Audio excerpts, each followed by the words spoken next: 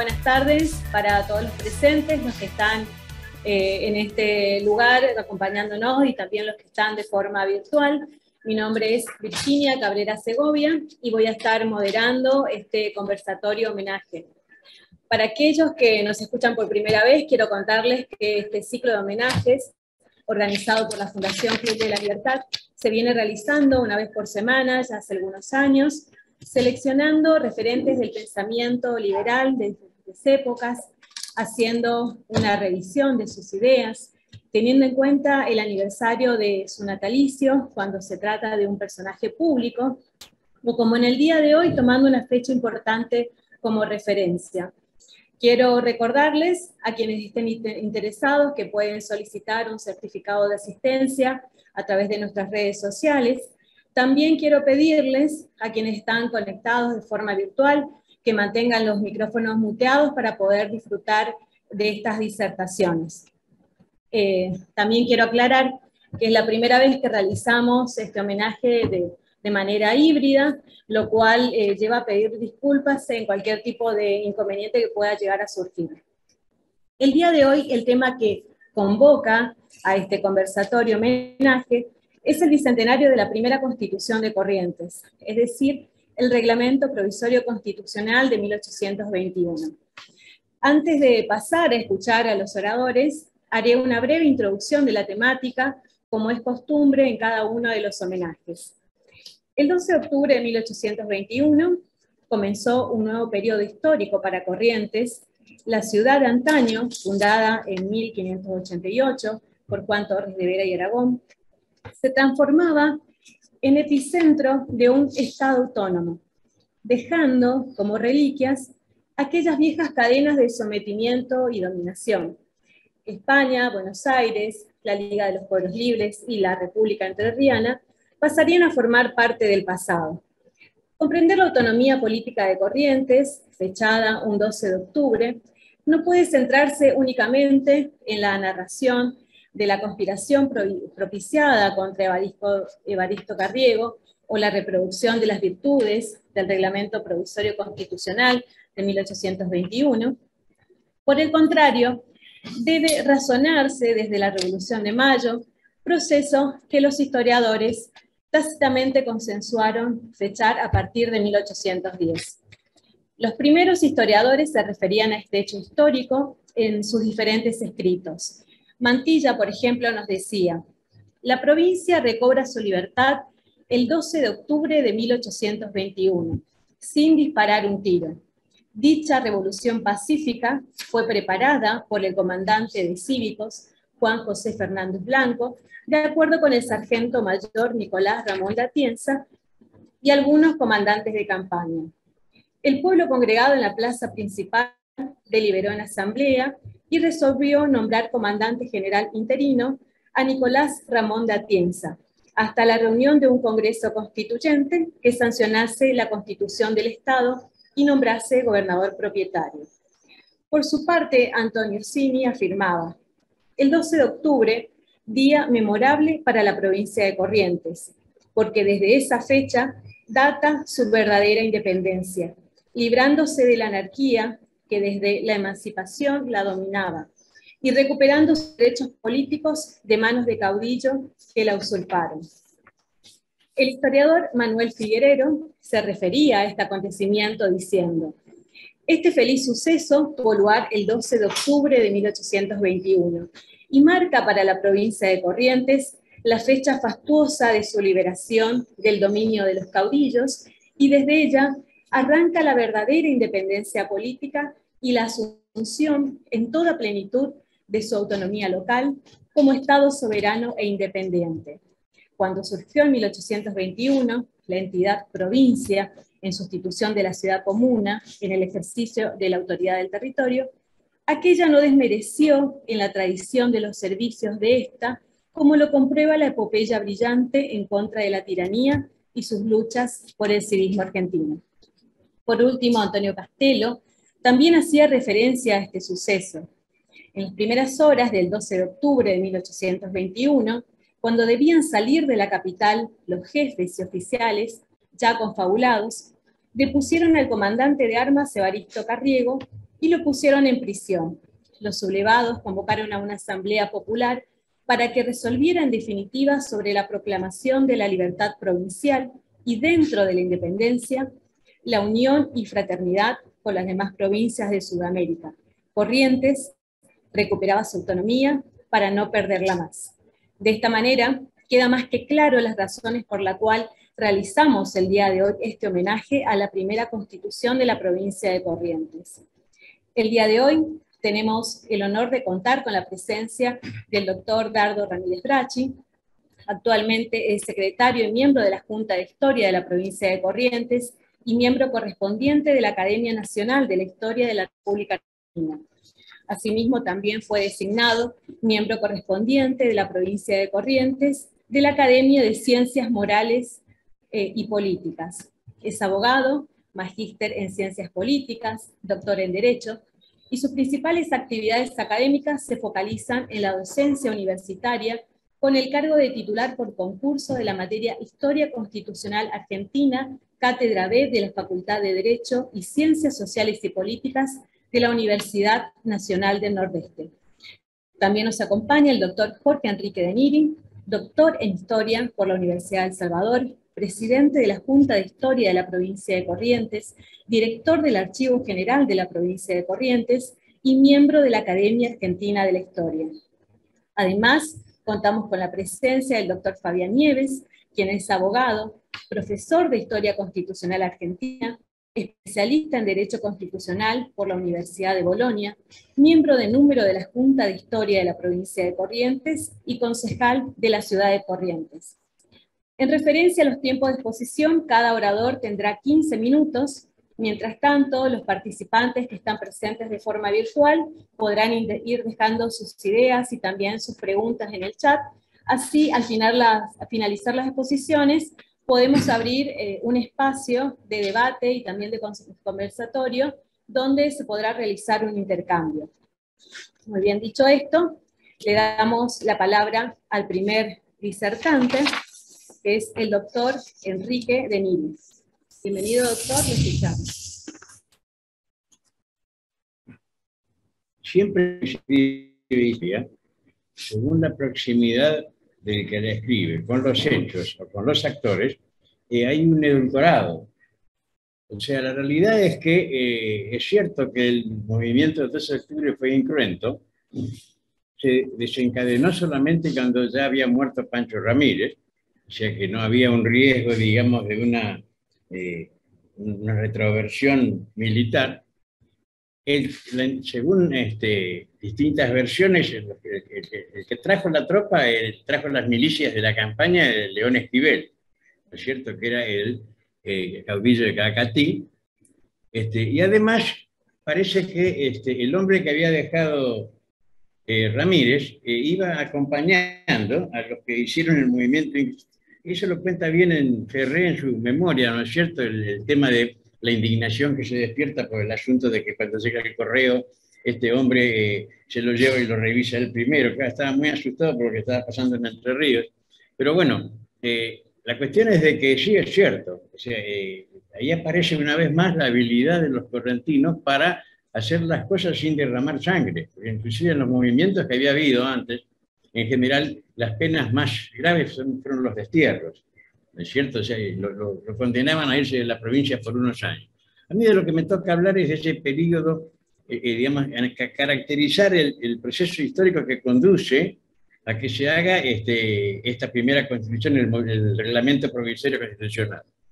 Y yo eso lo dividiría en 3 etapas, ¿no es cierto? La primera etapa, que es la de la gente que se manda desde Buenos Aires. Son varios tenientes de gobernador. El más importante es Galván, que es el que lo mandan, ¿no es cierto? No está expresado en ningún lado, pero por la forma que se van dando las correlatividades y los hechos, es el que viene para respaldar la expedición entre comillas, ¿no es cierto? O sea, la búsqueda de conquistar el Paraguay desde Buenos Aires. Porque había 3 centros de poder que estaban compitiendo entre sí, ¿no es cierto? Uno es Buenos Aires, otro es Asunción y el otro es Montevideo. Y van a estar ahí esa puja, y después está toda esa telaraña de ideas entretejidas con intereses comerciales muy importantes. Pero la cuestión es que estos gobernadores que se mandan desde Buenos Aires son los que traen la idea de la revolución, ¿no es cierto? A los correntinos, Belgrano mismo lo dice, no les cae muy bien el tema. El año 1810 es un año de indecisiones en Corrientes. O sea, por más que todo el que lea los historiadores clásicos dice que estuvo en el primer momento Corrientes con la revolución, no es así. En los documentos se ve bien clarita las hesitaciones, las dudas, que son legítimas, ¿no es cierto? Eso lo pinta muy bien, como se llama en las luchas por el federalismo, Justo Díaz de Vivar. Ahí está, Justo Díaz de Vivar, cuando él dice español es la mitad de su vida y de repente se encontraban con un cambio tan radical que no sabían cómo asumirlo. De manera que esta etapa, que yo diría que dura hasta el año 1814, el otro teniente de gobernador, para destacarlo, pero por un hecho puntual, nomás es Luis Uriaga, Toribio Luis Uriaga, de acá se va a trabajar como jefe de Estado Mayor de San Martín, pero mientras estuvo acá, una de las cosas que hizo fue esa recluta entre las que fueron los que fueron al regimiento de granadieros a caballo, ¿no es cierto? La que fue nuestro célebre Cabral, así que eso es lo que lo ha digamos, resaltado con letras luminosas dentro de lo que es el tema de la historia. Después de eso, en 1814, se va a producir una especie de fractura social, por decirlo de alguna forma, porque aparece el artiguismo. Y el artiguismo, hoy si tuviéramos que, en un término incómodo, ¿no es cierto?, pero si tuviéramos que caracterizarlo hoy, digamos, el populismo. O sea, las campañas que numéricamente superaban ampliamente a la ciudad, porque en esa época la gente vivía en el campo, no vivía en la ciudad. Entonces, ahí va a ser el problema justamente cuando Artigas ordena hacer una serie de congresos en los cuales participen todos en una especie de igualdad de derechos. Entonces, claro, las campañas van a ganar y van a imponer sus diputados sobre la ciudad, sobre Corrientes, que evidentemente era... Y en eso es interesante lo que dice Hernán Gómez, yo lo comparto, ¿no es cierto? La ciudad cerebro, como lo llamaba Corrientes, y que era una ciudad que tenía una sabiduría secular, había tenido que hacer frente a través del cabildo, que era la principal autoridad, ¿no es cierto?, a todas las alternativas, desde el riesgo de ataque de los indios, no, riesgo no, los ataques de los indios que eran permanentes, sistemáticos, hasta las pestes, todo lo tuvo que enfrentar, hizo el reparto de tierras, o sea, el poblamiento de Corrientes se parece un poquito al de España, ¿no es cierto?, de río en río van avanzando las fronteras. Y bueno, en el 14, en el mes de abril, cuando le llega la orden de Artigas de convocar a un congreso a los pueblos, ¿los pueblos quiénes eran? Las localidades, donde había un poco de gente, ¿no es cierto?, como para que, digamos, juntarla y hacerla trabajar en función de una idea determinada. El cabildo, que se da cuenta que si hace lo que quiere Artigas, van a perder el poder de decisión, van a dejar los que tienen el sartén por el mango, lo que hace es, le hace caso parcialmente. Ellos mismos declaran la independencia, la autonomía, que era lo que él les pedía, bajo la tutela de Artigas. Pero claro, no convocaron a todo el mundo, se convocaron ellos mismos. Entonces Artigas los obliga a volver atrás y hace convocar el Congreso y manda una persona que acá en Corrientes es muy conocida, que era uno de sus oficiales, Genaro Perugorría. Él viene como representante de Artigas. Y como era correntino, como era joven, la cuestión es que al poco tiempo termina trabajando para, digamos, la oposición, por decirlo así, buscando la unión con Buenos Aires contra Artigas. Está el famoso, se lo describe muy bien Wenceslao Néstor Domínguez, ¿no es cierto?, en un libro que se llama El primer Congreso Correntino, en el que él explica, ¿no es cierto?, lo del asolapamiento, que era esconderse, ¿no es cierto?, para trabajar contra Artigas sin que se dieran cuenta los artiguistas, y la otra que, bueno, llegó el momento del desembozo, hay que sacarse la capa y decir que nos pronunciamos por Buenos Aires. Todos conocemos lo que pasó. Perugorría va a ser derrotado militarmente, se le garantiza la vida, pero cuando llega al campamento de Artigas, sus camaradas de armas le hacen una corte marcial y como es un soldado, a él lo condenan a muerte y lo ejecutan. En tanto los otros, digamos, conspiradores fueron todos perdonados porque dicen, no, son buenos americanistas, hay gente equivocada, o sea, por ejemplo, los perdonan al verdadero cerebro de todo eso, que era Ángel Fernández Blanco. También estaban todos metidos ahí lo que era, digamos, el patriciado correntino, que era el que tenía, digamos, el manejo de la ciudad y muchos de ellos que eran los comerciantes más importantes. El segundo Congreso Correntino, este primer Congreso Correntino es un antecedente normativo, toma una serie de medidas que son coyunturales, más parecen tomadas de la mano del Cabildo, ¿no es cierto? Que era la emergencia, estaba todo atado con alfileres. Y aparte porque ya Corrientes había empezado a vivir como una zona de frontera, de un lado los indios, de otro lado los paraguayos, de otro lado los brasileños, no sé, los portugueses, no sé de qué lado, a qué Cristo encomendarse. La cuestión es que en el año 1816, que es decisivo, hay que entender que lo que los uruguayos llaman el ciclo artiguista, Corrientes se integró absolutamente dentro de eso. Por eso es que no va a estar en el 1813 en el Congreso de Tucumán y tampoco va a estar en el 1816 durante la Declaración de la Independencia. Entonces, en el 16 pasan varias cosas muy serias. Se convoca el segundo Congreso Correntino, que se lo convoca en Saladas. ¿Por qué Saladas? Porque Saladas era el epicentro correntino del artiguismo. El foco artiguista de lo que ya es provincia, porque ha sido declarada en el 14 por dos lados. Uno lo había declarado, ¿no es cierto?, el Cabildo, a pesar de que Artigas hizo dar marcha atrás en alguna medida. Y el otro había declarado Posadas, quería declarar... No sé qué, la verdad que desde el punto de vista histórico es gracioso que Posadas declaró la independencia de un territorio sobre que no tenía ningún mando, no ejercía ningún poder, no tenía ningún derecho. O sea, desde Buenos Aires, ¿no es cierto?, bueno, a partir de ahora tal cosa. Por supuesto que inclusive eso lo dice Ferré, que se enteraron en 1830, más o menos de eso, porque en el mare magnum que estaban viviendo lo que hicieron fue mandar los papeles, cajonearlos en el Cabildo, y bueno, cuando hubo tiempo, después ahí se enteraron recién del famoso decreto de Posadas. Y en el 16, además, es cuando los portugueses empiezan la guerra a muerte contra Artigas, traen tropas desde la península que habían luchado contra Napoleón, lo van a terminar aplastándolo. Y él, como forma de reacción, una de las cosas que hace es cierra el río al comercio y a la navegación hacia el Paraguay, lo cual le enajena absolutamente la buena voluntad de esa, lo que Charamonte llama mercaderes de Corrientes, y se le enajena absolutamente porque los perjudica en sus intereses económicos.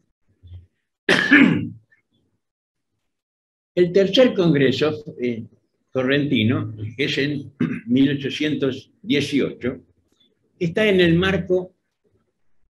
Lo más importante de todo va a ser la invasión de Andresito. O sea, a pesar de que los misioneros le dan más jerarquía diciendo que fue Artigas el que lo mandó acá, no es cierto. Andresito vino a Corrientes porque se lo pidieron los artiguistas correntinos. Él estaba refugiado en la tranquera de Loreto, después de haber sido derrotado seriamente por el brigadier Francisco de Achaga Santos, y que enemigo de enemigo, como hubiera dicho Manrique, un gran soldado, a pesar de que realmente uno tiene que abominar un poco de él, porque tenemos que sentirlo como nuestro enemigo, ¿no es cierto? Cuando yo lo interrogué sobre esto a un gran historiador brasileño, le pregunté sobre Andresito y me dijo, era un enemigo de Brasil. Y terminó fantásticamente, se lo acabó. La cuestión es que, además de eso, en este tercer Congreso Correntino aparece un atisbo de lo que va a pasar después, porque ya se habla, antes de que Andresito llegue, Pampín cuenta bastante dramáticamente cómo se tiran por las ventanas, alguno casi se queda enganchado con la bandera, según parece, para disparar porque venían los indios, y sin embargo ya se plantea la idea de hacer un cuerpo normativo, un reglamento que establezca pautas, ¿no es cierto?, de gobierno, y además ya se plantea la posibilidad de que el que lo haga sea José Simón García de Cocho, que era el hombre más versado que existía en la región. Bueno, el último congreso correntino es el famoso Congreso de Ábalos. Una hojita es, y atrás está la firma, está en el archivo, bastante deteriorado, a pesar de que Mantilla dice que era un congreso de Adoar, pero no es cierto, había apellidos, digamos, un congreso de una indiada, no es cierto, había apellidos importantes participando, en el cual lo que le quedaba a Artigas después de haber sido, porque la gran derrota de Artigas no es una derrota política, es una derrota militar. Artigas no ocupa otro lugar en el ideario sudamericano simplemente porque fue derrotado, y bueno, dentro de lo que son los derrotados, una derrota muy honorable e insigne, pero se tuvo que ir, para salvar su vida, tuvo que cruzar al Paraguay. Francia lo refugió con sus particulares características. La cuestión es que en este congreso eran 3 provincias las que estaban reunidas, ¿no es cierto?, que era la que representaba Artigas, Corrientes y Misiones. Y es un pacto ofensivo-defensivo, fundamentalmente. Hay solamente un artículo en el que habla un poco de que ninguna provincia va a ir contra los intereses de las otras dos, lo cual que hay una especie de, digamos, de halo federalista. Las derrotas finales de Artigas se las propina el que había sido su principal lugarteniente, Francisco Pancho Ramírez, ¿no es cierto?, el famoso supremo entrerriano. Ramírez se apodera de Corrientes, entra a mano militar y hace lo que ni siquiera Artigas había hecho, disuelve el cabildo directamente, y hace 2 reglamentos. Un reglamento para recaudar impuestos, que lo hace Simón García de Cocho, que trabajaba para él. Pues es como esos que saben y todo el mundo los contrata, ¿no es cierto? Y otro reglamento, que es un reglamento militar, que lo hace él. El reglamento militar es interesante porque después, cuando Corrientes inicia su vida autónoma, después del 12 de octubre, cuando Juan José Fernández Blanco le encargan armar el aparato militar correntino, uno comparando, ¿no es cierto?, el reglamento de Ramírez con lo que dijo Juan José Fernández, con lo que hace Juan José Fernández Blanco, que se lo puede encontrar textualmente en el registro oficial de 1821 al 24, tiene muchísimas cosas que tomó de Ramírez, y las tomó porque son valiosas. Evidentemente era un gran soldado Ramírez. Y la parte impositiva es interesante también, porque hay una serie de medidas, por ejemplo, respecto a la preservación de los vientres, de no sacrificar yeguas, de no permitir que salgan de la provincia, y por supuesto todo el sistema de empadronamiento de cómo hacer para controlar a la población, para 2 cosas: para sacar soldados por un lado, y segundo, para que no entre gente rara que pueda traer problemas. Y bueno, y ahí llegamos entonces que a la hora de decidir, Ramírez, que estaba queriendo fabricarse un imperio propio, no sabía bien si atacar al Paraguay o atacar a Buenos Aires. Decidió atacar Buenos Aires y en el camino tropieza con Estanislao López. Lo derrotan, le cortan la cabeza, toda la historia que sabemos, ¿no es cierto?, toda esa leyenda de la Delfina y demás, y se produce este movimiento del 12 de octubre de 1821, que va a ser el que en definitiva va a dar lugar a lo que ahora van a seguir hablando de Ramírez Brachi y el doctor Mier. Bien.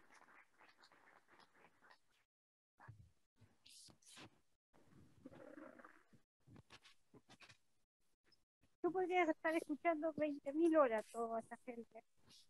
Muchísimas gracias, doctor Denigui. Ahora vamos a tener el gusto de escuchar al doctor Dardo Ramírez Brachi, quien ha estudiado en gran profundidad esta temática, así que ahora lo vamos a disfrutar.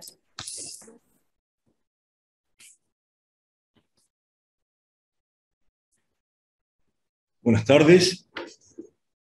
En estos minutos que me toca conversar con ustedes o explicar, decidí reflexionar sobre el proceso constitucional correntino y el impacto que dio inicio a esta Constitución.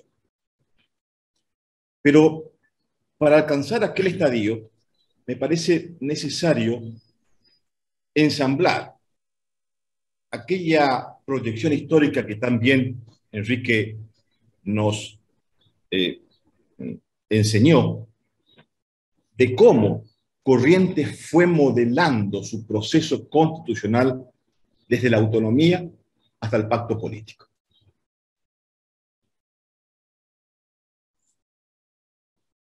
Los griegos, apegados a su mitología, decían que los océanos fueron hijos del cielo y de la tierra.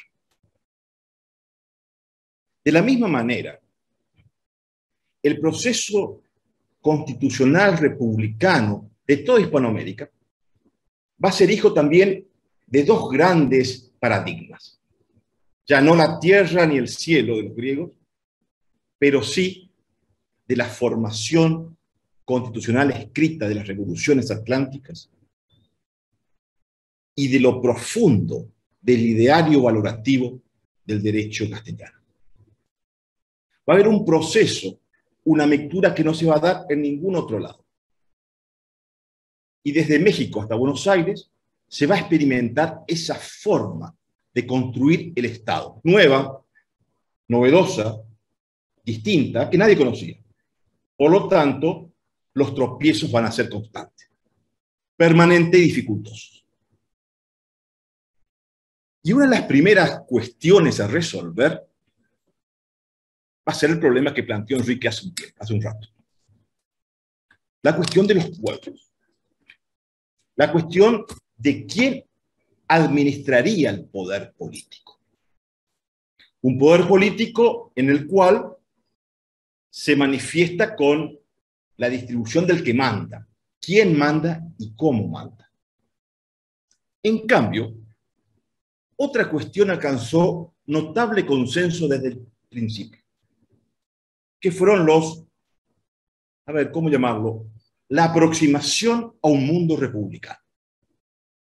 Como había en gran parte de este cambio político de las revoluciones hispanoamericanas de dejar atrás el antiguo régimen, querían implementar rápidamente a través del contrato social o del pacto político, como quieran llamarlo, esa virtuosidad, esa idea, esa concepción republicana en la cual todos estuvieron de acuerdo, o por lo menos gran parte de aquellos que querían el cambio. Desde el artiguismo, que representaba la distribución del poder de los pueblos, del centralismo, de la centralidad y aún más de aquellos monárquicos que también eran republicanos. Una monarquía basada en una constitución escrita, teniendo como sustento el principio de la igualdad ante la ley, división de poderes, seguridad individual, etc. Lo que no se quería era tener la vinculación del antiguo régimen relacionado a un monarca que no estaba sujeto a la ley. Y después de romper aquella cuestión en la cual todos estábamos de acuerdo, salir del antiguo sistema por el cual el monarca decidía por nosotros, comenzó la discusión entre nosotros, entre todos que queríamos el cambio. Razón por la cual, paralelamente a la lucha por esa independencia, lucha militar, que comenzó inicialmente con las exploraciones al Alto Perú, al propio Paraguay con Belgrano, que no eran expediciones libertadoras, pero sí eran expediciones de una guerra civil que se iba a internacionalizar.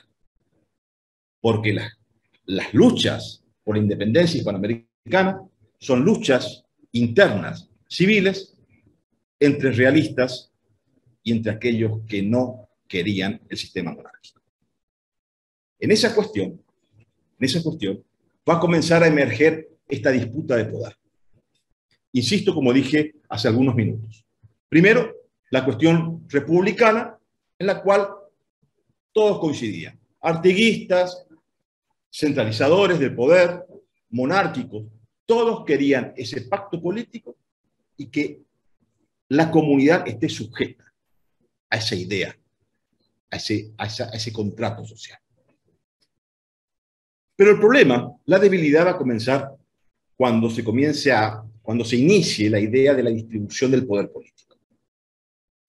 Si había una centralidad de poder, si había pueblos, como bien lo decía Enrique. Y tomemos el ejemplo de Corrientes. 1814, abril de aquel año, el Cabildo de Corrientes establece la soberanía, la autonomía de la provincia en sí. Y paralelamente, el ejemplo del decreto de Posadas, que le daba entidad política a Corrientes como provincia. Un poder centralizado de Buenos Aires, como el directorio. Posadas fue el primer director supremo de las Provincias Unidas del Río de la Plata, quien determinó la creación de la provincia de Corrientes, entre otras. Pero una creación desde el centro, desde el poder unificado, desde lo general a lo particular. ¿Pero qué creaba? ¿Creaba una provincia con derechos? ¿Una provincia con autonomía? ¿Una provincia con soberanía? No. Creaba una provincia con una jurisdicción administrativa, no una jurisdicción política, porque ese director supremo designará tenientes gobernadores o pretenderá designar autoridades desde Buenos Aires. Contrariamente, en abril del 14, el Cabildo de Corrientes plantea también esa idea de la provincialidad de Corrientes, pero desde lo local, como premisa fundamental, la cuestión del federalismo. Federalismo significa igualdad. Las partes iguales en consideración en un pacto político. ¿Y qué más planteaba el acta capitular del 20 de abril de 1814? La autonomía. Entonces estamos viendo las dos balanzas de un proceso organizador. El de la soberanía única, la del pueblo sin S, y la de los pueblos, en lo cual cada pueblo manejaba y administraba sus derechos soberanos. En esta dicotomía va a comenzar a desarrollarse la vida política del Río de la Plata en la primera década de vida, desde 1810 a 1820. En este proceso van a haber intentos organizativos, porque como dije hace algunos minutos, la lucha por la independencia era tan importante como el proceso organizativo, es decir, hacer que establezca un orden para ver cómo fijamos nuestros derechos y establecemos nuestro poder político. Como se luchaba por la independencia, también se empezó a luchar internamente por imponer cada uno de esos proyectos. Ahí vemos la fragmentación de los espacios territoriales, la Liga Federal o Liga de los Pueblos Libres, a partir del año 14 con Artigas, que se separa del cuerpo territorial que seguía las instrucciones del directorio.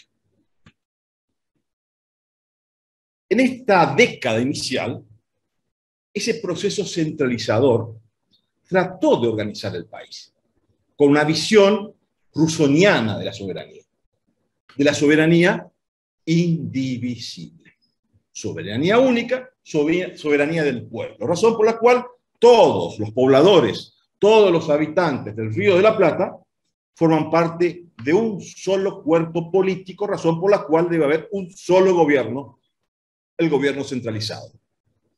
Origen teórico del directorio. ¿Por qué? El directorio, que va a tener su origen constitucional en la Asamblea del año 13, o mejor dicho, su origen constituyente en una Asamblea Constituyente en el año 13, asamblea que determinará y establecerá que la representatividad en el Río de la Plata es del pueblo y no de los pueblos. Y cuando se plantea eso, el volcán artiguista erupciona. Los diputados orientales no van a poder ingresar a la Asamblea del año 13 por otras cuestiones, pero también por esto. Y se fragmentará. Y ni bien cursábamos los primeros años de la lucha por la independencia, ya estábamos desangrándonos cómo íbamos a administrar el poder político. Y así, la Asamblea del año 13 trató de declarar la independencia, no lo pudo. Trató de implementar una constitución escrita, no lo pudo. Sí, aprobó algunas leyes con ese criterio y con esos principios. Más adelante, el Congreso convocado por el directorio en Tucumán, precisamente convocado por el Estatuto del 15, para ser más preciso, el Congreso de Tucumán intentará insistentemente en la independencia, porque tampoco fue fácil, y la declara. Y posteriormente, ya trasladado a la ciudad de Buenos Aires, en 1819, aprobará la primera Constitución Nacional del Río de la Plata.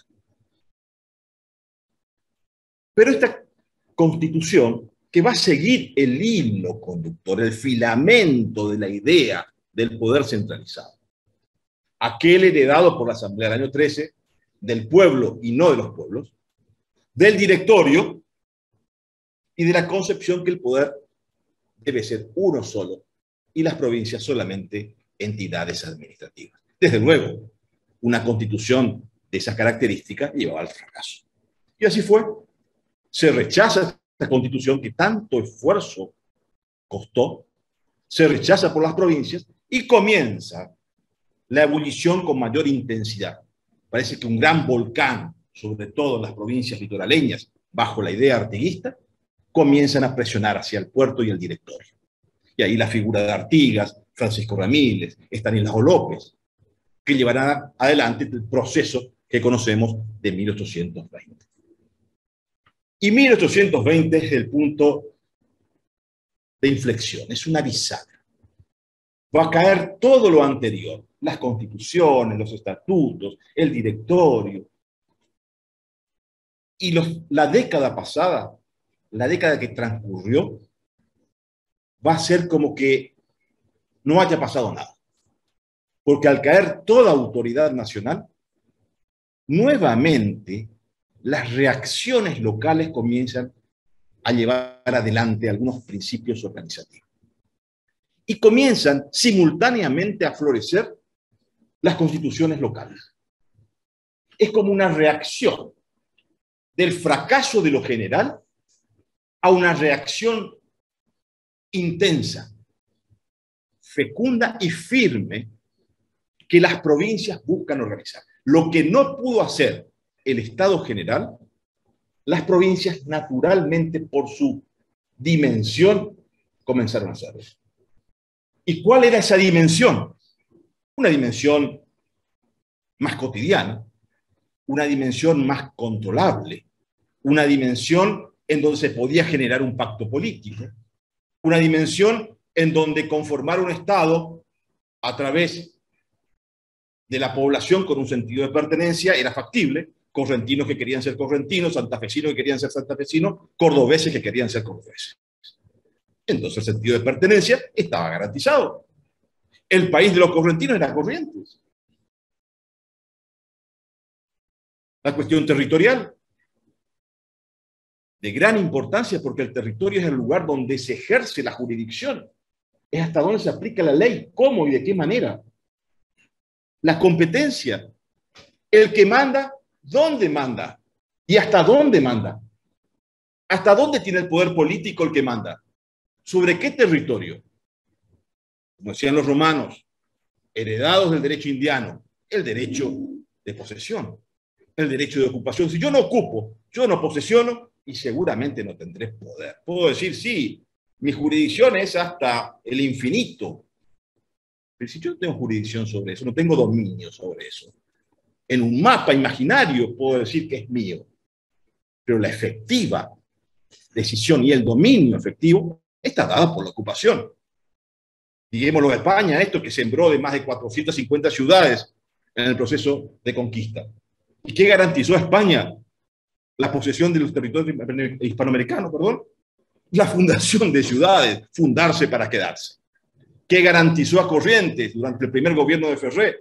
Ocupar los espacios más allá de Liberá, el sur, algunas fundaciones, Bellavista, Empedrado, los puntos al sur con Sauce, Mercedes, la ocupación del espacio territorial.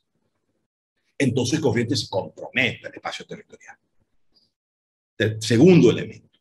Y el tercer elemento que era imprescindible, establecer un orden jurídico. No hay sociedad, o si no, volvamos al paleolítico, ¿no? No hay sociedad moderna en donde había que pactar las conductas, los derechos, las garantías, quién gobierna, cómo gobierna, de qué manera, cuáles son las pautas de contención y el respeto, hasta dónde viene el poder del Estado. Pero había que firmarlo. Y ya había un proceso en la teoría política desde el fin del siglo XVIII en donde la construcción de los estados se daba a través del contrato social, pacto político, como quieran llamar. Si hablamos de Francisco Suárez de la Neoscolástica Española, vamos a hablar del pacto político, del pacto societatis. Si hablaremos de los franceses con Rousseau, hablaremos del contrato social. Pero en cierta manera era ese pacto, ese acuerdo expreso, no casual, y con experiencias ya exitosas.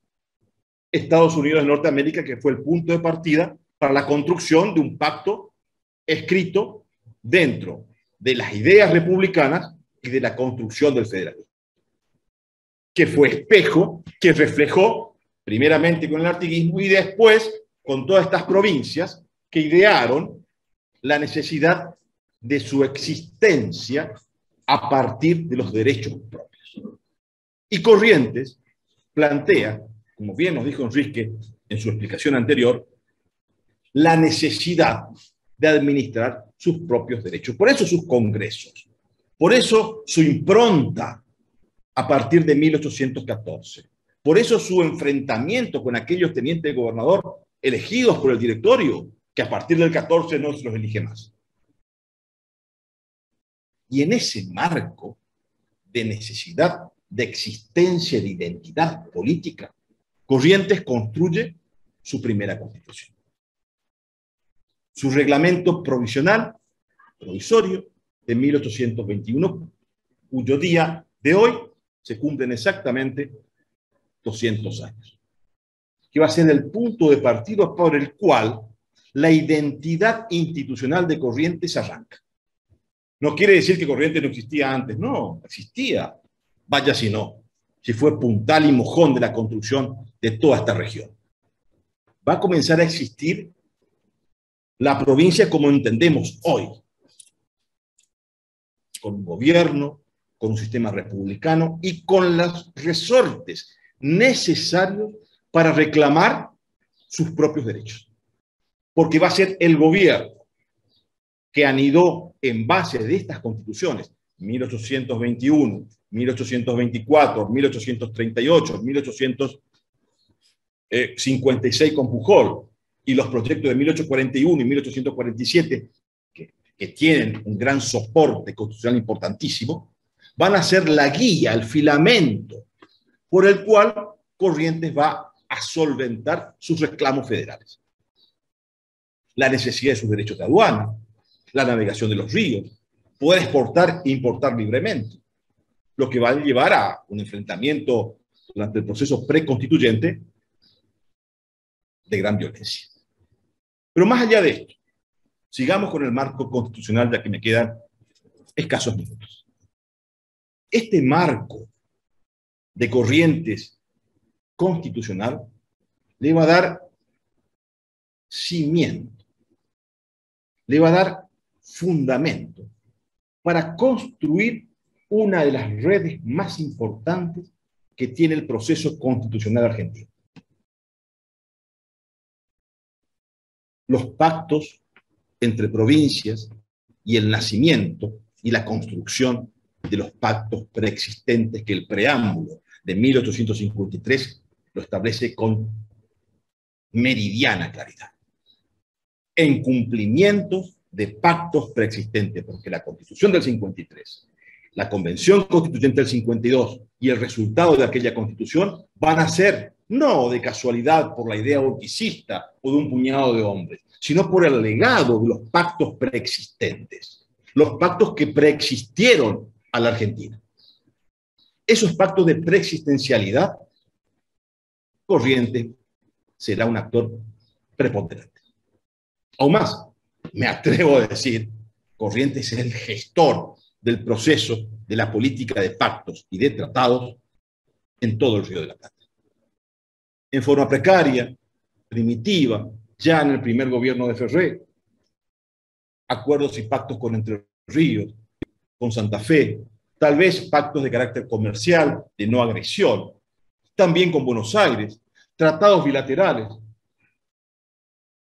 hasta que va a estallar el pacto que va a dar origen a nuestra existencia. Y como decía el doctor Carlos María Vargas Gómez, la partida de nacimiento de la Argentina.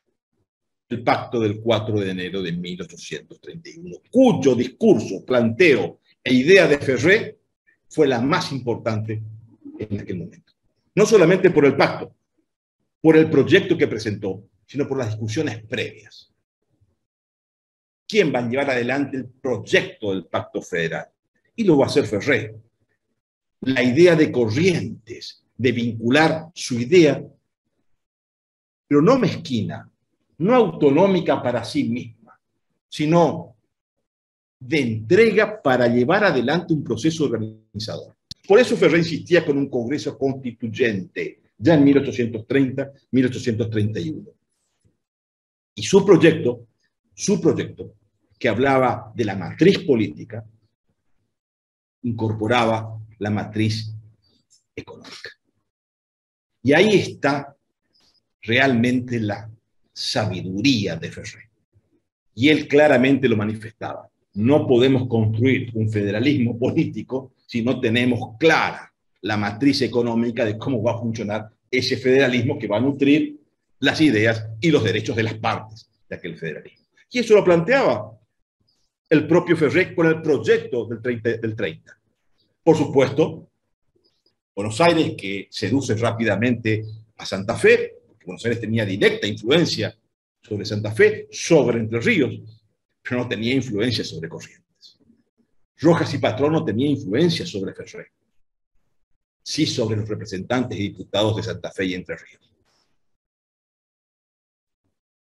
Llevan adelante un nuevo proyecto, Cullen llevan adelante un nuevo proyecto, dejan de lado el de Ferré, en donde solamente van a considerar la cuestión política y no económica.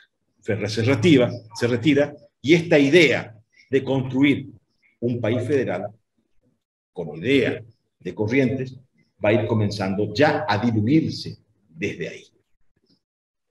Pero estos pactos son imprescindibles, son necesarios, siempre considerando desde la organización local. Si las provincias no tenían entidad política, si las provincias no podían defender sus derechos, si Ferré no podía ir a Santa Fe en el año 30, defender los derechos de las provincias ante las demás, era porque tenía el respaldo de una legislatura, de una constitución que le daba potestades. Esa es la importancia del proceso constitucional. Y la constitución que hoy celebramos, el primer bicentenario, va a marcar ese punto de inflexión, en el que Corrientes comenzó a decidir por sí mismo, ¿en base a qué? Al poder legislativo, al poder judicial y al poder ejecutivo. Tres poderes del Estado que inicialmente realmente fueron precarios, primitivos, había que mejorarlos. Sí, claro que sí. En 1824 se establece una nueva constitución. Y para terminar, quiero compartir con ustedes una cuestión muy ilustrativa de lo que significaba el respeto por la ley de aquella primera constitución. Durante el primer gobierno de Pedro Ferré, en el año 1824, se debía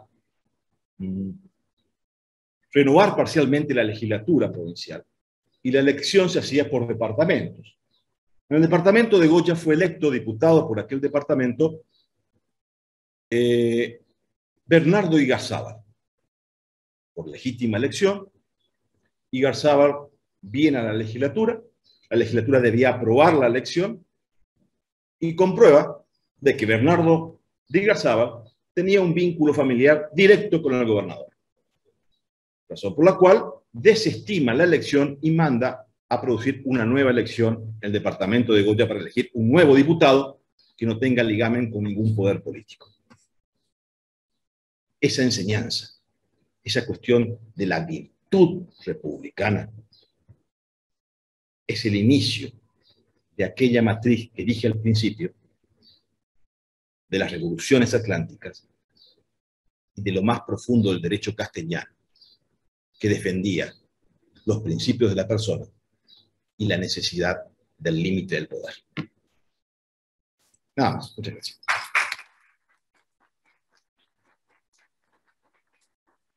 Excelente, doctor. Muchísimas gracias. Para finalizar el espacio de disertaciones, escucharemos al doctor Fabián Nieves y luego de eso daremos inicio al espacio de conversatorio. Bienvenido, doctor, en este homenaje del Club de la Libertad. Bueno, muy buenas tardes a todos. Bueno, en principio decirles que es un gran privilegio para mí poder estar presente en este panel, en esta conferencia, organizada por una fundación que hoy es puntal de lanza de un valor que consideramos supremo, y que claramente es una escuela de ciudadanía de valores y de cambio cultural para nuestra ciudad y para nuestra provincia.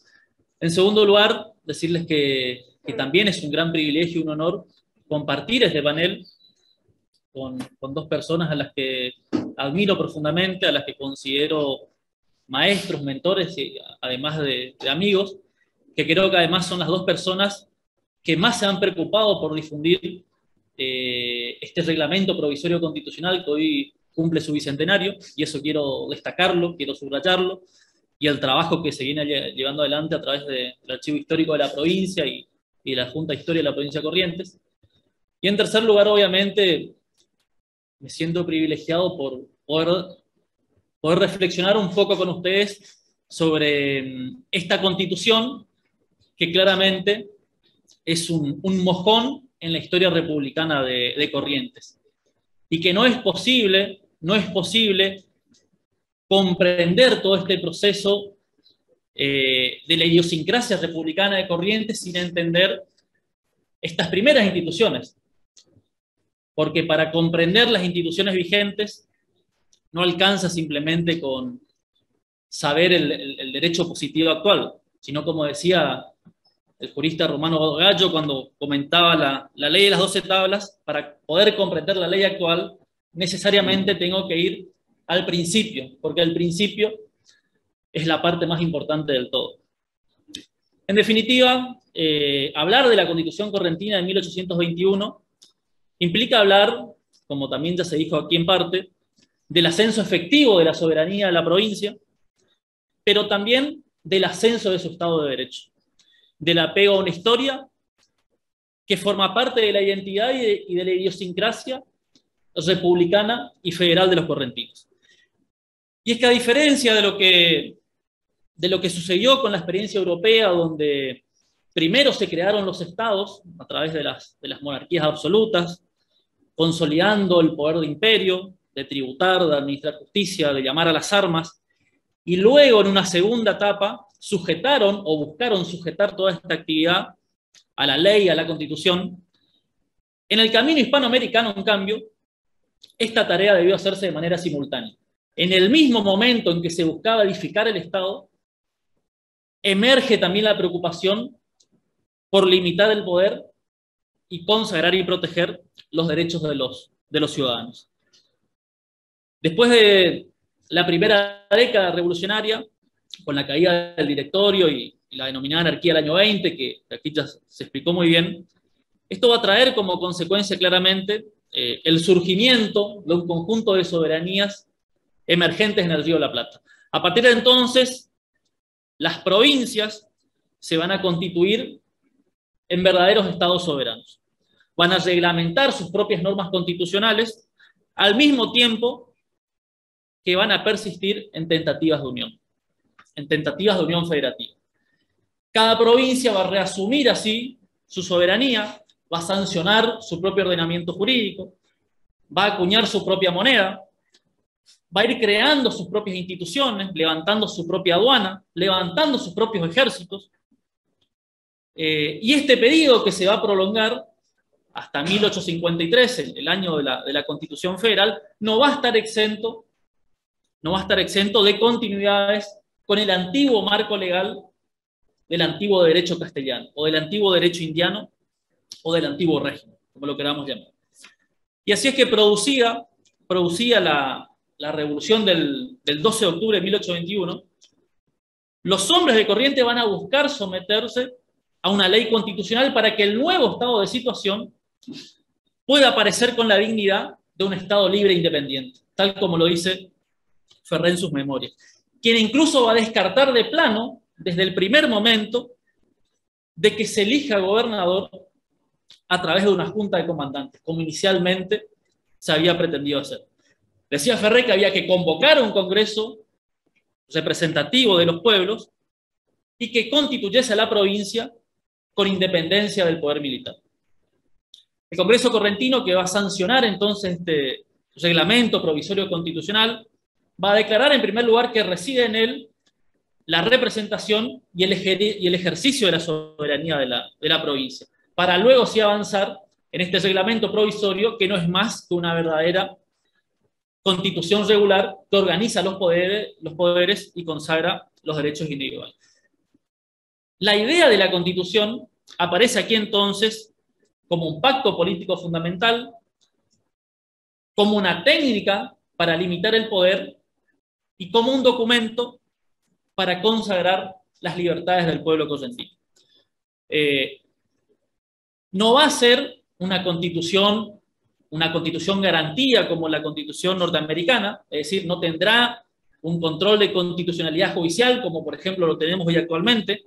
No obstante, claramente la experiencia norteamericana influye en la estructura básica como influye en todos los modelos constitucionales. Tampoco va a ser una constitución programa como la francesa, mediante la cual la propia norma es más bien una suerte de guía para los objetivos políticos que debe cumplir el gobierno, sino que esta constitución, aún con sus rasgos y con sus características propias, se va a enmarcar en un proceso más amplio, más profundo, que va a tener que ver y se va a relacionar con todas las revoluciones hispanoamericanas que se dan en el espacio atlántico, conocido como constitucionalismo hispano. Este constitucionalismo hispano, que se caracteriza por ser antropológicamente católico, que se caracteriza por seguir sosteniendo algunas instituciones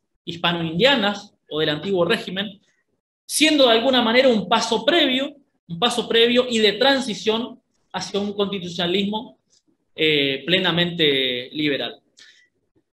También hay que aclarar que la idea de la Constitución en este contexto, de principios del siglo XIX, no se reduce exclusivamente a la norma escrita, sino que comprende también un conjunto de normas y de prácticas no escritas que provienen de la tradición hispano-indiana, como así también comprende otras normas de rango constitucional que el Congreso General Correntino va a ir sancionando. Este constitucionalismo hispano va a crear constituciones con rasgos historicistas y la Constitución de Corrientes no va a ser la excepción. No se pretende crear instituciones ex nihilo, es decir, desde la nada, sino que busca anclarse sobre la propia experiencia, entendiendo que el derecho también es un patrimonio que se hereda y por eso es que busca de alguna manera hacer una mixtura normativa en un proceso de cambio y de tradición a la vez. Y por eso es que vamos a ver, junto a disposiciones de neto carácter republicano, como son los derechos de la seguridad individual, la división de poderes, el origen popular del gobierno, vamos a encontrar también estos rasgos y estas pervivencias del derecho indiano. El derecho indiano va a aparecer, en primer lugar, en la fundamentación de su territorio y su jurisdicción, cuando la propia Constitución reconoce la antigua, interrupta e inmemorial posesión que proviene de su título de ciudad derivada de su acta de fundación, validada por el antiguo soberano, pero que ante la ausencia de este emerge y titulariza plenamente todo ese espacio territorial, declarándose una provincia soberana. En este contexto, entonces, la provincia asume la soberanía, pero lo hace en depósito, a la espera del pacto recíproco que constituirá al ex virreinato del Río de la Plata en un nuevo estado de corte federal. El derecho indiano también lo vamos a encontrar en el Cabildo, la antigua institución peninsular que ahora va a estar constitucionalizada y que va a ser deliberadamente restablecida luego de haber sido abolido por la fuerza, por Francisco Ramírez, y que va a ser restablecido bajo el mismo régimen de las leyes de Indias. Va a seguir teniendo sus funciones locales de abasto, de justicia en primera instancia, de mantenimiento del ornato y las obras urbanas, pero además va a actuar como un verdadero poder de contralor del Poder Ejecutivo. Va a suplantar al Poder Legislativo cuando luego este se disuelve. Va a actuar como cabildo gobernador incluso ante la ausencia del gobernador, como por ejemplo cuando tenía que hacer una visita al interior. Y finalmente también va a actuar incluso cuasi como un consejo de Estado en aquellas situaciones en las que el gobernador, para tomar una decisión, necesitaba del acuerdo del cabildo. Vamos a encontrar también la pervivencia de este derecho indiano en el juicio de residencia, al cual estaban sometidos el gobernador, como así también los alcaldes. Juicio de residencia que se va a caracterizar por ser una pieza clave para garantizar el principio republicano de la rendición de cuentas de los gobernantes. Y así vamos a ver cómo varios gobernadores, Juan José Fernández Blanco, Pedro Ferré, Pedro Dionisio Cabral, José Antonio Romero, van a ser gobernadores que van a rendir cuentas a través de este juicio de residencia. Vamos a encontrar también esta pervivencia indiana en la Constitución correntina, en la misma magistratura del gobernador y capitán general de la provincia, que no es más que una prolongación del antiguo gobernador castellano indiano, cuya concentración de los mandos político y militar no es más que una herencia, una de las herencias más claras, tal vez, de la antigua monarquía. Lo vamos a encontrar además en el título de intendente de Hacienda que va a tener el gobernador, con las mismas facultades de la antigua Junta de Hacienda indiana. Es decir que, bajo el manto constitucional de un poder ejecutivo republicano, emergía también el antiguo capitán general cuya primera función era la militar. Vamos a encontrar el derecho indiano en aquella declaración solemne y humanista que va a abrir el capítulo de la seguridad individual, cuando refiere que la persona del hombre es la cosa más hermosa del mundo. Que Simón García Cosio, el redactor de la Constitución, la va a tomar del fondo de la historia, la va a tomar del fuero juzgo y de las partidas de Alfonso el Sabio. El derecho indiano va a estar finalmente presente en el hondo sentido religioso de alguna de sus normas, que es propio de todo el constitucionalismo hispano, estableciendo, por ejemplo, una sección específica para la protección de la religión. Religión que se considera indisponible por pertenecer a un orden superior que es inderogable para el hombre. Es decir, la violación de la religión santa del Estado, su dogma, su ministro, su culto público, es fulminada como sacrílega y violatoria de las leyes fundamentales de la provincia. Pero las provincias, como muy bien describió Sarmiento magistralmente, las provincias convivían en ese entonces con dos caras y con dos existencias, una colonial y la otra republicana. ¿Y dónde estaba entonces la república y el constitucionalismo? ¿Dónde estaba ese nuevo movimiento que germinó en todo el mundo occidental? La tradición republicana estaba en la atmósfera. En primer lugar, en aquellos congresos que habían designado autoridades inspiradas en el ideal del autogobierno, en la idea de que el origen del gobierno se basa en el derecho preexistente que tiene el pueblo a través de su voluntad suprema y originaria de darse sus propias instituciones en un momento de decisión constitucional. La tradición republicana va a estar en la idea de la Constitución escrita, como el plano sobre el cual debe levantarse el edificio de la República y consagrarlo como garantía de su cumplimiento. Va a estar en aquellas declaraciones, aquellas grandes declaraciones inspiradas en los grandes ideales de la Ilustración, centrados en los derechos del hombre y su inherente dignidad humana, en el respeto a la vida, al honor, a la hacienda, a la protección de la moral y la correspondencia, en las máximas que consagran el debido proceso legal y el principio general de la libertad del hombre. La tradición republicana va a estar en la organización de los poderes, en el diseño de la sala de máquinas de la Constitución. Tal vez en un principio, es cierto, deficiente en cuanto a su técnica, pero que fue claramente eficaz a la hora de establecer frenos y contrapesos reales. Porque los correntinos comprendieron en ese momento perfectamente aquella máxima republicana que entiende que la libertad solamente es posible en un contexto de equilibrio de poderes. Que entiende que la libertad solamente es posible cuando la estructura del gobierno impide que nadie tome todo el poder. No es casualidad que unos años después Corrientes sea pionera en la prohibición de la reelección del gobernador. No es casualidad que en ese entonces Corrientes haya carecido de caudillos que busquen el poder absoluto y gobiernen sin el respaldo de la ley. Porque en la tierra de los libres, dice Ferré, ningún hombre es necesario por sí solo. Y toda vez que se quiera seguir ese principio erróneo, se correrá el riesgo de caer en un poder absoluto y sin límites.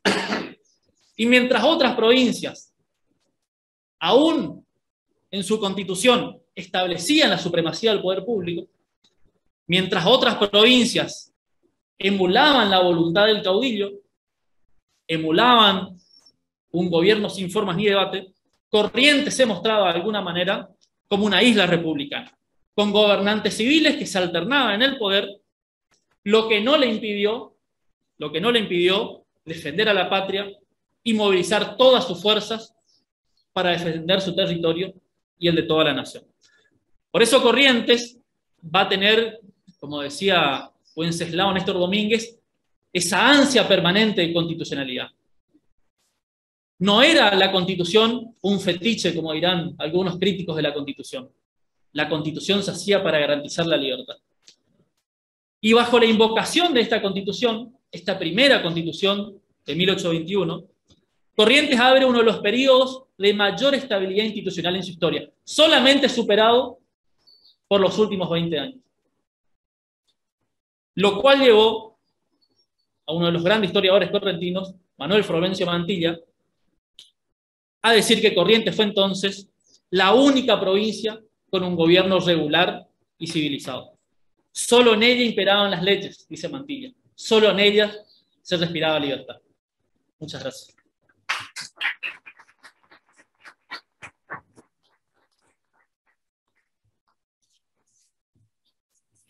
Bien, muchas gracias. Ahora sí, comenzamos entonces el espacio de preguntas. No habiendo ninguna pregunta en el chat, vamos entonces a ver si dentro de las personas presentes quieren realizar y aprovechar a los disertantes. ¿Cuáles son las condiciones necesarias para modificar la Constitución provincial? Si en la actualidad se quisiera modificar la Constitución,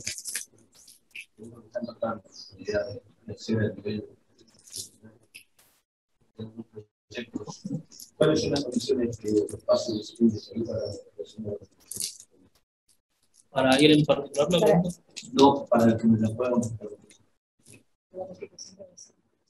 Bueno, la Constitución en su mismo articulado establece el procedimiento. Tiene que llamar a una convención constituyente, que es un cuerpo diferente a la legislatura, que luego a través de una ley específica que sanciona la legislatura, estableciendo la necesidad de la reforma, va a establecer los puntos específicos que se pueden someter a reforma. Es decir, el Congreso Constituyente convocado al efecto, que emula de alguna manera al Poder Legislativo, pero va a tener solamente facultades para reformar los artículos que específicamente le designa la legislatura. Es un cuerpo que se elige popularmente como la legislatura y va a estar abocado exclusivamente a esa cuestión. ¿Ese cuerpo no son legisladores en ejercicio? No, no son legisladores en ejercicio, es un cuerpo distinto. Ahora bien, estos son de alguna manera las condiciones legales o constitucionales.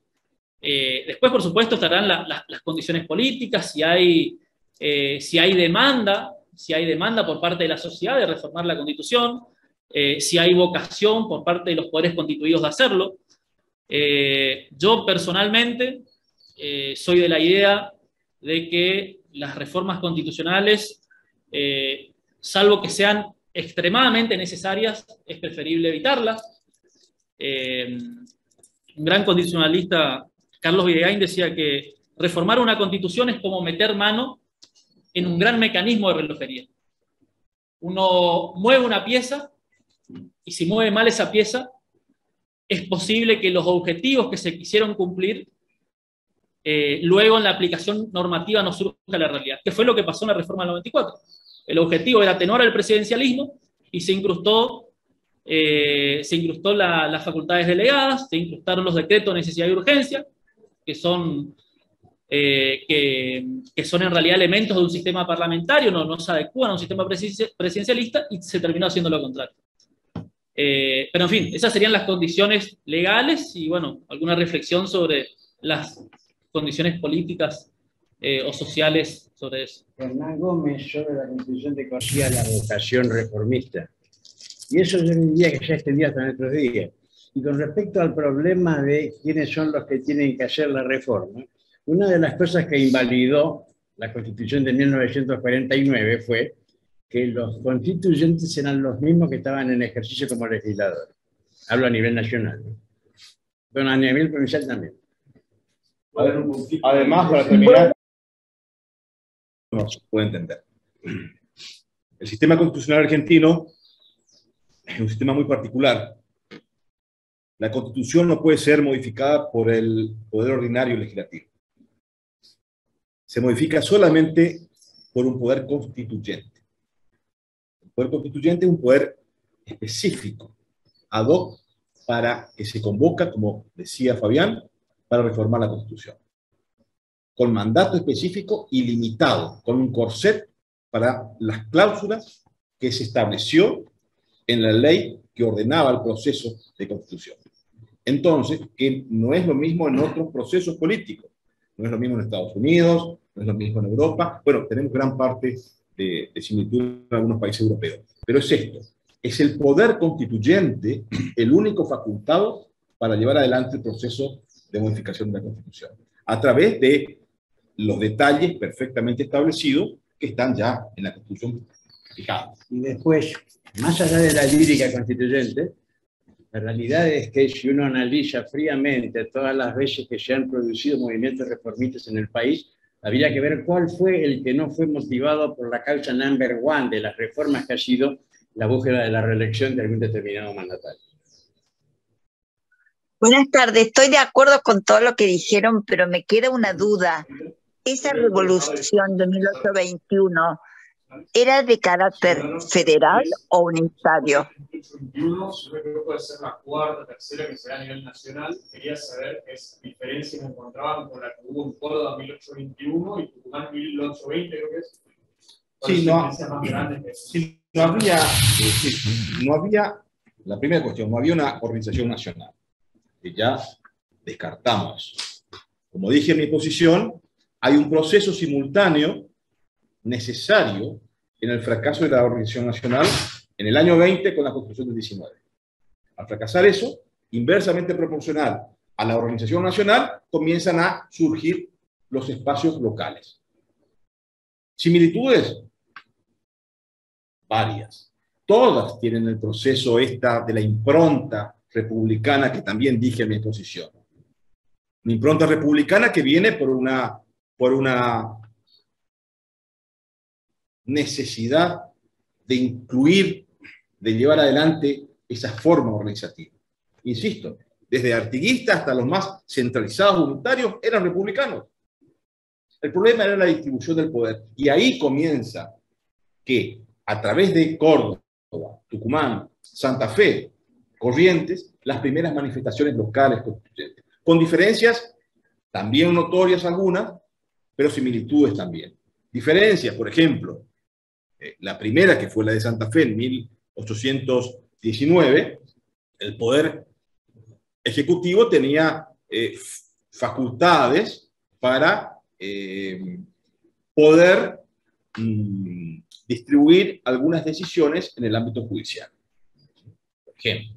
Pero, insisto, esto es todo un proceso de formación, de aprendizaje, que es un republicanismo primitivo, que todos vamos construyendo a medida que vamos forjando nuestra identidad, porque las constituciones surgen, o así deberían ser, los pactos políticos deben surgir de las necesidades culturales, históricas, políticas de cada lugar.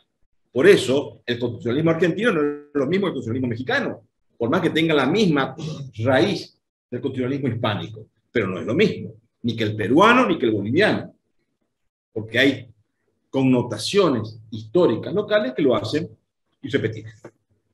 Y hoy estaba leyendo un análisis que hacían respecto de esta Constitución del 21 y del proceso constitucional correntino, y una cosa que hay que remarcar es que hablaban del lema Patria, Libertad, Constitución, diciendo que era Ferrer el que había inducido a la legislatura a... Y no es así. Si uno ve las peleas que tenía Ferrer con la legislatura, y cómo, hablando mal y pronto, cómo lo levantaban en peso, y era Ferrer, ¿no? O sea, para decirlo corto, esta gente del siglo XIX nunca fue una escribanía. La legislatura correntina nunca fue una escribanía del gobernador ni nada por el estilo, al contrario. Estaban como un elemento, y en el 21 más todavía, cuando recién empezó, más, estaban como un elemento de control que ejercía el control en forma efectiva. Cosa importante para entenderlo hoy en día, que en general, el problema que tiene la legislatura es de que muchas veces están, ¿no es cierto?, bueno, un poco para... Hay una cierta aquiescencia respecto del que tiene el poder, guste o no guste, es así.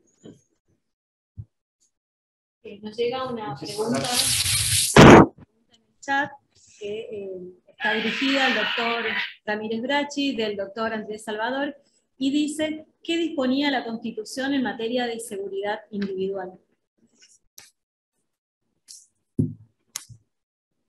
Desde que el decreto de seguridad individual aprobado por el Triunvirato en 1811 se estableció como casi dogma de la protección de la persona humana ante las arbitrariedades del Estado, ese decreto fue implantado consecuentemente en forma sucesiva en todas sus posiciones. Se lo perfeccionó en la Asamblea del año 13, en el Estatuto del 15, del 17, la Constitución del 19, y desde luego la matriz de las constituciones provinciales, cualquiera sea, tomaron esta idea originaria ya del Deán Funes en el 11. Palabras más, palabras menos, la necesidad de la seguridad individual que estaba ya establecida en aquel, podemos decir, principio que García de Cosio toma de las partidas, que la persona del hombre es las cosas más hermosas del mundo. Con ese principio protector que cubría a la persona, que protegía a la persona, es la seguridad individual. Pero, ¿qué es la seguridad individual? La seguridad individual es la inviolabilidad del domicilio, la garantía en juicio, poner de una u otra manera límite a la arbitrariedad del Estado en contra de los intereses de la seguridad de la persona. Retazos de lo que era el sistema absolutista. La necesidad de que este republicanismo viene a poner límite a esas arbitrariedades que el Estado podía generar. Desde luego, fue un principio normativo, pero nos llevó en la práctica un extenso tiempo de aprendizaje. ¿Puedo hacer una segunda pregunta? ¿Está bien aclarado en algún lugar de la Constitución provincial el derecho individual por sobre el derecho del grupo, el derecho de la comunidad, no o no está del todo aclarado? Hay lugares grises, pregunto, de ignorancia. ¿De la Constitución actual o de la de La actual. la Constitución actual, la Constitución provincial actual, está marcada en un proceso donde impactan los derechos llamados derechos de segunda y tercera generación.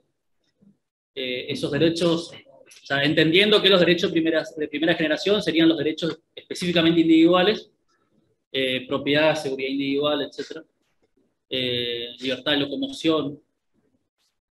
Los derechos de segunda generación serían, de alguna manera, aquellos nacidos en el siglo XX, que tienen que ver con la seguridad social, y los derechos de tercera generación que tienen que ver con, bueno, derecho de defensa del consumidor, medio ambiente, etc. La Constitución provincial se enmarca en ese movimiento reformista que llegó en los años 90, que impactó en la reforma del 94 y que después impactó en todas las reformas provinciales. Todas las constituciones, tanto la nacional como todas las constituciones provinciales, reconocen estos derechos de tres generaciones: las libertades individuales, los llamados derechos de segunda generación y los llamados derechos de tercera generación.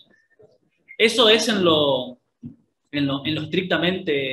estrictamente legal. El marco constitucional, creo que, si hablamos en términos ideológicos, permite tanto un programa liberal moderado y un programa, si se quiere, socialdemócrata fuerte. Es decir, permite esas dos variantes. Y bueno, eso es lo que estableció la Constitución, estableciendo esas tres generaciones de derechos. Permite de alguna manera un arco posible donde la República pueda convivir. Pero son los derechos de primera generación los más importantes, ¿no? Por sobre los de segunda y tercera, ¿o no? Y eso ya depende de una definición ideológica individual. Yo entiendo que sí. O sea, es individual el entendimiento, entonces. Vos entendés que sí, pero digamos, es un entendimiento individual. Claro, a ver, una cosa es el razonamiento moral y otra cosa es el razonamiento legal. Una cosa es lo que dice la ley y otra cosa es lo que yo creo. A ver, hay cosas a mí de la Constitución, de la Nacional, por ejemplo, que no me gustan. Sí, pero lo que nos rige no es lo moral, sino lo legal. Y entonces, legalmente, los derechos de primera generación son los más importantes legalmente, o no está claro y queda un entendimiento moral del individuo. ¿Cuál derecho, por ejemplo, de primera generación? ¿La propiedad? La libertad. La libertad. Por ejemplo. Sí. Bueno, me parece que la libertad individual por sobre la tiene razón lo que dice el doctor Nieves, ¿no es cierto? Que la libertad es un concepto muy amplio, es un concepto muy complejo y es un concepto que tiene mucho individual. Mi concepto de qué es ser libre, ¿no es cierto?, está marcado por las leyes, pero dentro de eso hay toda una serie de cuestiones que son personales. O sea, hay gente que considera que tiene la libertad para salir hay un montón de cuestiones que es muy, muy lato eso, ¿no es cierto? Es un término. Ahora, fíjese qué interesante que lo que usted señala, por ejemplo, que sobre 100 preguntas que puedan hacerse, no va a haber una sola que se pregunte sobre las obligaciones. Son todas sobre los derechos. Cuando, en realidad, todo tipo de contrato, y la Constitución es eso, en última instancia, ¿no es cierto?, también tiene que estar contrapesada una cosa con la otra, ¿no es cierto? Sí, quisiera dar un ejemplo, por ahí para que quede un poquito más claro, sobre todo, bueno, en nuestro sistema constitucional, como eso se va definiendo. Muchas veces cuando hay conflictos entre un derecho individual con una norma del Estado que pretende, por ejemplo, hacer alguna norma de tipo distributiva, eso puede eventualmente generar algún conflicto, y esos conflictos, al dirimirse luego en la justicia, termina, si se sigue escalando el conflicto, puede llegar hasta la Corte Suprema. Este año, por ejemplo, bueno, es un fallo con el que no estoy a favor, pero sí creo que es ejemplificativo de cómo a veces se dan estos conflictos. En la ciudad de Arroyito se sancionó una ordenanza, por ejemplo, estableciendo la prohibición de que los supermercados abran los domingos. bueno, obviamente el supermercado entendió que era una norma arbitraria, inconstitucional, etcétera, llegó hasta la Corte, y la mayoría de la Corte entendió que era una atribución municipal prohibirle que abran los domingos, porque, bueno, porque había que fomentar la convivencia en familia, etcétera. Es decir, muchas veces estas cuestiones entran en conflicto, ojo, claro, para mí es un fallo aberrante, pero muchas veces ese control termina siendo, obviamente, ideológico cuando se producen estos conflictos en la Corte. Para incluir otra cosa más, un poco hubo un caso en la península de Magallanes de derecho colectivo de la Princesa Santa Cruz de decir que podía restringir la propiedad privada sin legislación clara. Pero 30 años sin legislarla. Allí la Corte falló a favor de la libertad. Falló a favor de la libertad individual. Entonces es muy interpretativo esto, depende mucho del caso concreto, porque como dice, los derechos son muy amplios, ahora hablando, muy amplios, pero hay casos. En definitiva, la libertad, los derechos, etcétera, no dependen exclusivamente de la carta escrita, porque si dependiésemos exclusivamente de la carta escrita, a veces en las universidades, en las facultades se suele enseñar, por ejemplo, que la Constitución de Weimar era una constitución ideal, estableciendo un Estado parlamentario, garantizando los derechos sociales, etcétera, pero eso no impidió que Hitler ascienda al poder. Es decir, no alcanza a contener un texto escrito, sino es la sociedad la que se apalanca sobre la Constitución. No hay forma de contrarrestar la arbitrariedad. Muy bien, para ir finalizando entonces este homenaje, les vamos a pedir a los disertantes que nos dejen una reflexión final y luego nos vamos despidiendo. Comenzamos con el doctor Dardo Ramírez Gracchi. Mi única reflexión es que Corrientes ha sido inicio de la idea de la argentinidad. Los correntinos deben estar orgullosos de aquel antepasado que tenemos, y esa identidad nos debe servir para consolidar una sociedad como la actual, basada en reclamos que fueron genuinos de los correntinos en los momentos del origen: el republicanismo y el federalismo. Ambas cuestiones todavía pendientes.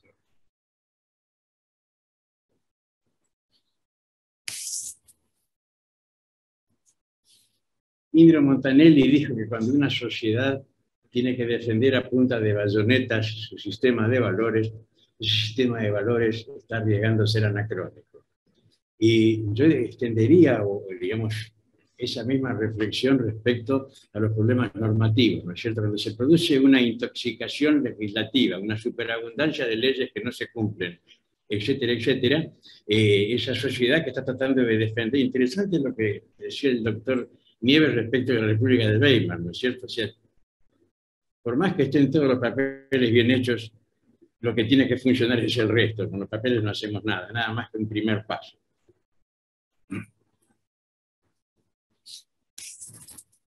Simplemente como conclusión, agregar lo siguiente. En su primer libro, escrito a los 26 años, Juan Bautista Alberdi, en el fragmento preliminar al estudio del derecho, dijo que la libertad no nace de un sablazo, sino que es el parto lento de la civilización. Con esta constitución, se abre para Corrientes, o es uno de los mojones importantes sobre la cual Corrientes empieza ese parto civilizatorio que aún al día de hoy seguimos luchando por conquistar.